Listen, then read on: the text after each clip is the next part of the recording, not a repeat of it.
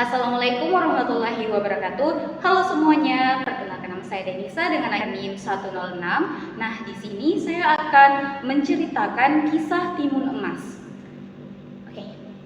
Dahulu di tanah Jawa, di Jawa Tengah, hiduplah seorang janda tua bernama Bosrini. Ia hidup sebatang kara, tidak punya keluarga, dan setiap hari kerjanya hanya mencari kayu bakar untuk dijual ke pasar.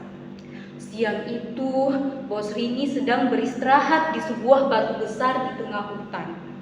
Ia menghayal, jika ia memiliki seorang anak, tentulah pekerjaannya akan lebih ringan. Tapi kan, dia berpikir, dia tidak punya suami. Jika dia tidak memiliki suami, bagaimana dia akan memiliki anak? Tiba-tiba datang seorang raksasa bertubuh besar dan wajah yang menyeramkan. Hei perempuan tua, kau menginginkan seorang anak, aku bisa memberikan keinginanmu, ujar raksasa itu dengan suara yang keras. Benarkah? Tanya Bosrini. Raksasa itu akhirnya memberikan sebuah kantung kecil berisi biji timun. Tanamlah biji-biji ini. Mereka akan tumbuh dan berbuah. Salah satu buahnya akan berwarna emas. Jika sudah masak, petiklah. Di dalam buah itu akan muncul seorang bayi. Rawatlah bayi itu dengan baik. Jika ia berusia 17 tahun, aku akan menagih anak itu. Hahaha. Dia akan menjadi santapan yang paling lezat. Kau paham?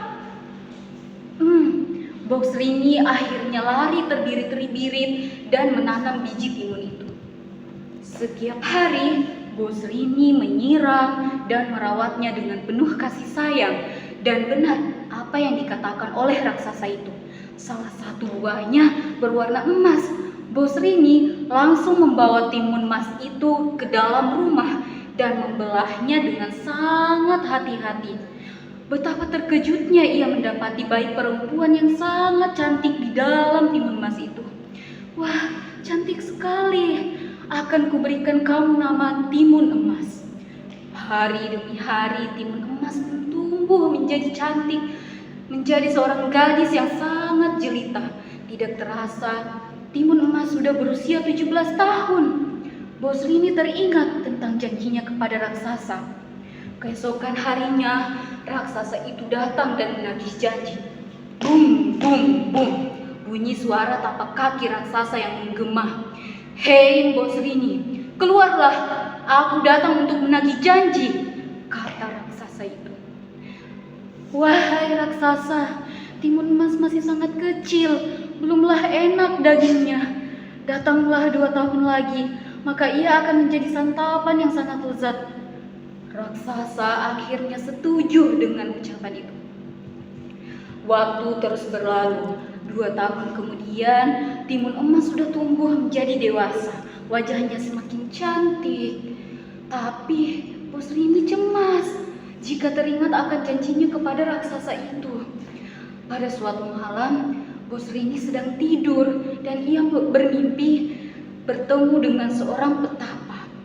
Dan petapa itu meminta Bosrini untuk menemuinya di Bukit Gundul.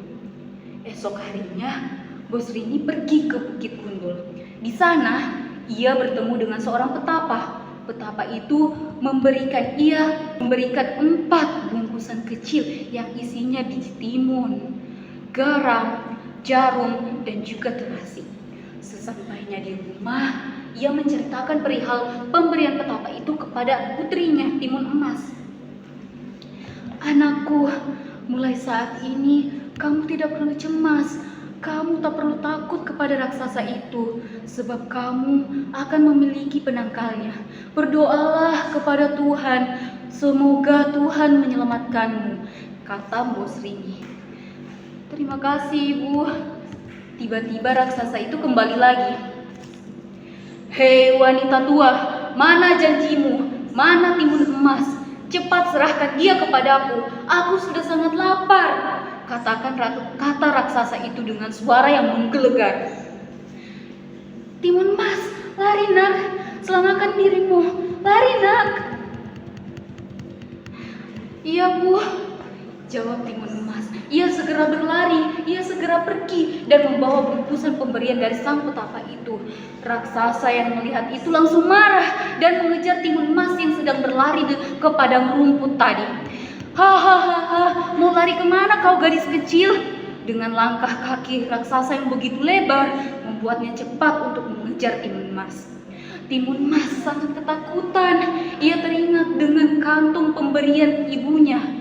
Kemudian ia langsung melemparkan kantung pertamanya yang berisi biji timun. Dalam sekejap, biji timun tadi berubah menjadi kebun timun yang sangat lebat dan subur. Bahkan raksasa pindah ke timun-timun itu. Tetapi setelah timun-timun itu habis, raksasa tadi kembali mengejar Timun Emas. Timun Emas tambah ketakutan. Akhirnya ia melemparkan kantung kedua yang berisi jarum.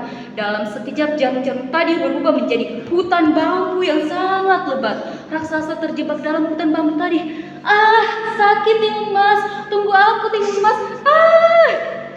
Timun Emas tadi lari dengan sangat ketakutan.